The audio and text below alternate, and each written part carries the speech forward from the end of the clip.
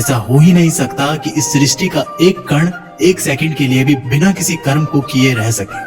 कर्म करना हमारे जीवन का अभिन्न हिस्सा है। अगर हम सोते भी हैं लेकिन हमारा दिमाग नहीं सोता है। हम सपने देखते हैं, सांस लेते हैं, हमारे शरीर के हर अंग में करोड़ों सूक्ष्म कण अपना काम करने में लगे रहते हैं। हम कर्म किए बिना कभी भी नहीं बच सकते हैं। और ऊपर से भगवान ये भी बोलते हैं कि हमें किसी भी कार्य में बंद कर नहीं रहना चाहिए। कहने का मतलब ये है कि हम जो भी करते हैं वो ये मानकर करें कि करने वाला मैं नहीं हूं, बल्कि करने वाला तो ऊपर वाला है। मैं तो सिर्फ कारण मात्र हूं उस काम को करने के लिए। इस काम को मैं नहीं कर रहा हूं, बल्कि ये काम मेरे द्वारा कराया जा रहा है। और जब हमारी सोच इस लेवल की होगी तो हमें कभी भी कोई भी दुख नहीं मिलेगा, हमें कभी भी पश्चाताप नहीं होगा और ना ही हमें कभी भी घमंड होगा। भागवत गीता में श्री कृष्ण कहते हैं कि आजाद होकर जीने वाला भी वास्तविक मनुष्य होता है। दूसरों के गुलाम रहकर खुश रहने के बजाय आजाद होकर खुद के दुखों का सामना किया जाना चाहिए। भले ही आपकी जिंदगी में कितने ही कष्ट क्यों ना हो, लेकिन अगर आप आजाद हो तो आप ही वास्तविक मनुष्य हो। श्रीमद् भागवत गीता में गुलामी को मौत से भी बुरा बताया गया है। दोस्तों, इंसान किस किस का गुलाम नहीं है, वो अपने दिमाग का गुलाम है, अपने विचारों का गुलाम है और उसके साथ अपनी आदतों का भी गुलाम है। अगर आप कहीं काम कर रहे हो तो किसी के गुलाम होकर काम कर रहे हो। दूसरों का साथ लेना और दूसरों का गुलाम बनना, इसके बीच में एक हल्की सी लाइन, और इस लाइन के आधार पर आप चले गए तो समझ लेना कि आप किसी के गुलाम बन गए हैं। दोस्तों, वो लाइन है अपनी खुद सेल्फ रिस्पेक्ट। जब तक कोई भी इंसान अपना सेल्फ रिस्पेक्ट के साथ कोई भी काम करता है तब तक वो आजाद है। लेकिन जब वो दूसरे के सामने गिर जाता है तो उस इंसान की सेल्फ रिस्पेक्ट खत्म होने लगती है, तो उस इंसान की जिंदगी समस्याओं से घिर जाती है और वो गुलाम बन जाता है। इसलिए दूसरों का गुलाम रहकर खुश होने से अच्छा है कि आजाद होकर खुद की समस्याओं का सामना किया जाए। भागवत गीता में श्री कृष्ण कहते हैं कि शांत इंसान वही है जिसकी बुद्धि और आत्मा एक पक्ष में है। भगवत गीता से मिली सीख, और इस दुनिया में सबसे शांत इंसान वो है जिसकी बुद्धि और आत्मा एक पक्ष में है, जिनका दिमाग और दिल एक तरफ है। वो इंसान कभी भी खुश नहीं रह सकता है, जिसके विचारों में बहुत सारी इच्छाएं होती हैं, और जब इच्छाएं पूरी नहीं हो जाती है तब उस इंसान के अंदर क्रोध पैदा होने लग जाता है कि मेरा ये काम क्यों नहीं हो पा रहा है। अगर आप अपने आप को काबू में करके वो कर पाते हैं जो आप करना चाहते हैं और जो वास्तव में सही है, और वो आपको संतुष्टि देता है और जो कि आपको वास्तव में करना चाहिए, तो आपको खुश रहने से कोई भी नहीं रोक सकता है। हमारे मन का अशांत रहने का सबसे बड़ा कारण यही है कि हम बहुत सारी इच्छाओं की पूरी होने की शर्त पर अपनी खुशियों को एक कोने पर बांध कर रख देते हैं, जबकि खुशी एक मानसिक अवस्था होती है। इसलिए कहा जाता है कि जो आपका मन करे वो कीजिए। अगर आपका मन करता है कि खुले आसमान में उड़ान भरूं, तो आप उड़ान भरिए और उसके साथ ही अपने विचारों को दिल से सहमत रखिए। भागवत गीता में श्री कृष्ण कहते हैं कि इंसानियत के सिवाय इस दुनिया में कुछ भी नहीं रहता है। इंसान जब पैदा होता है तब वो नंगा आता है, और जब वो मरता है तब उसको ऐसे ही जला दिया जाता है, उसके साथ में कुछ भी नहीं जाता है। जिंदगी में आपको जो कुछ भी यहाँ आने पर मिला है वो आपके आने से पहले किसी और का था, और जब आप यहाँ से चले जाओगे तो वो सब किसी और का हो जाएगा। जो पैसा आज आपके पास है, जो नाम आज आपके पास है, और जिस पोजीशन पर आज आप हैं, उस पोजीशन पर आपसे पहले कोई और था। आज भले ही आप हो, लेकिन कल कोई और आपसे वो जगह छीन लेगा। दोस्तों, यही सृष्टि का नियम है, और ये भागवत गीता की वो सबसे बड़ी सीख है जो हर एक पृथ्वीवासी को समझनी चाहिए। तो अगर बदलाव ही इस दुनिया का नियम है, तो ऐसी कौन सी चीज है जो हमेशा रहती है?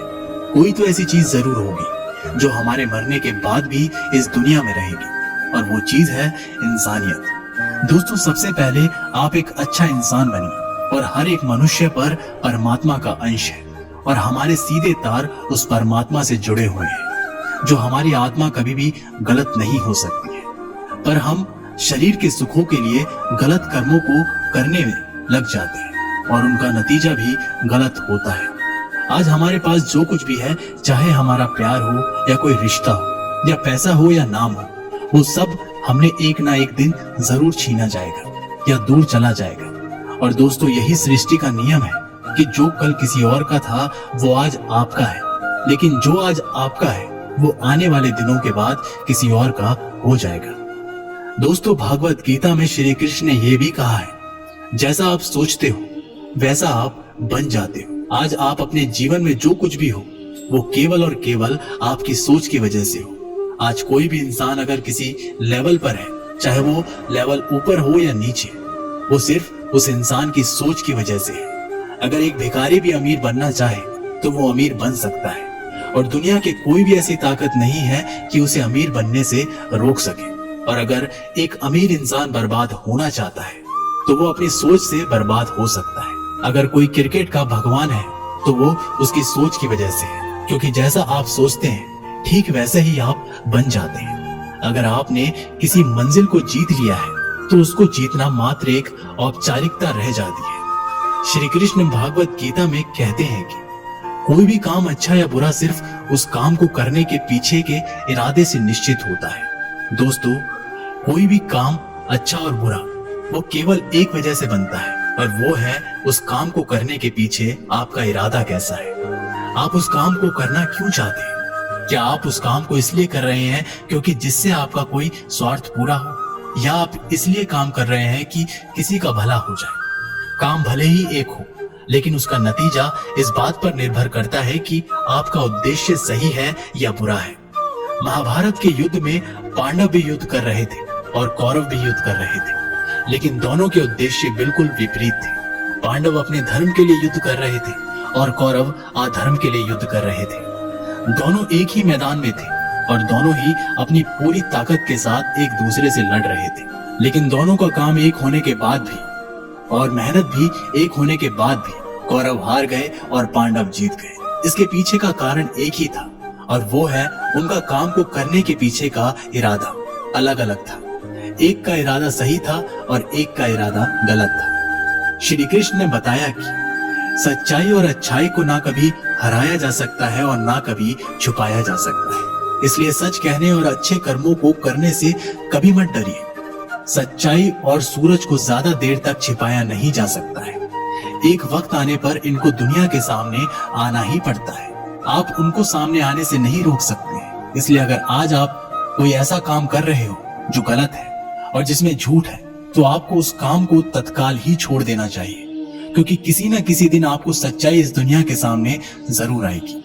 जब हम सब अपने जीवन में बहुत सारे झूठ हर रोज बोलते हैं, किसी के आरोप के बचने के लिए या फिर अपना फायदा देखने के लिए झूठ बोलना पड़ता है। भगवत गीता में यह भी कहा गया है कि अगर आप कोई भी ऐसा सच बोलते हैं जिससे किसी मासूम के साथ अन्याय होता है, तो वह बोला गया सच अच्छा नहीं होता है। और अगर आप ऐसा असत्य बोलते हो जिससे किसी का भला होता है पर किसी का नुकसान भी नहीं होता है, तो वो बोला गया असत्य भी बुरा नहीं होता है। इसमें महत्वपूर्ण बात यह है कि किसी के साथ अन्याय नहीं होना चाहिए। दोस्तों, इस सत्य और असत्य सत्य को समझना बहुत ही बारीकी का काम है। इसलिए अपने विवेक से 2 बार सोच के उसके बाद ही निर्णय लें कि आपको बोलना चाहिए और क्या नहीं बोलना चाहिए। श्री कृष्ण ने कहा है कि कुछ पाने के लिए संघर्ष करना अनिवार्य है। दोस्तों, अगर आप अपने जीवन में कुछ भी पाना चाहते हैं तो आपको उसके लिए संघर्ष करना ही पड़ेगा, और अगर आप संघर्ष नहीं करना चाहते हैं तो आपको इस बात का दुख नहीं होना चाहिए कि आपको वह सब हासिल नहीं हुआ जो आप हासिल करना चाहते थे। अगर आपको आपके कर्मों का अच्छा नतीजा चाहिए या आपको आपकी लाइफ में कुछ बड़ा हासिल करना चाहते हो, तो फिर आप ये मत देखिए कि मेहनत करने का सही समय कौन सा है, या आप ये मत देखिए कि आपको भूख लग रही है या प्यास लग रही है, गर्मी लग रही है या सर्दी लग रही है।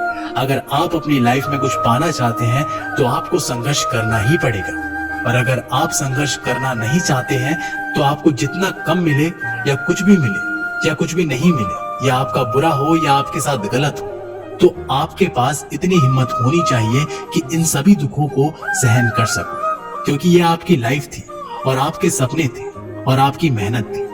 जिसको मेहनत करनी थी वो मेहनत करके सुखों को भोग रहा है, और जिसको सिर्फ कोरे सपने देखने थे वो आज भी वैसा ही है जैसा वो तब था। जब अपने सपने पूरा करने के लिए संघर्ष हर हाल में करना ही पड़ेगा। भागवत गीता में कहा गया है, हमें सिर्फ कर्म करने का अधिकार है, फल के बारे में ना सोचें। आपको काम करने की तो छूट है, लेकिन अपने आप के उस काम में होने वाली जीत और हार में खुद को बांध करके नहीं रखना चाहिए। ये एकमात्र ऐसी चीज है जो अगर इंसान समझ ले तो उसके 100% दुख समाप्त हो सकते हैं और वो बिना किसी परेशानी के मेहनत कर सकता है। ऐसी कोई मंजिल नहीं रह जाएगी इस दुनिया में जिसको वो हासिल ना कर सके। सबसे शानदार बात यह होगी कि बहुत कुछ हासिल करने के बाद भी उसको कभी घमंड नहीं होगा। आपका कभी भी किसी काम को करने का उद्देश्य ये नहीं होना चाहिए कि अगर इस काम को मैं अगर कर लूंगा तो मुझे ये फल प्राप्त हो जाएगा।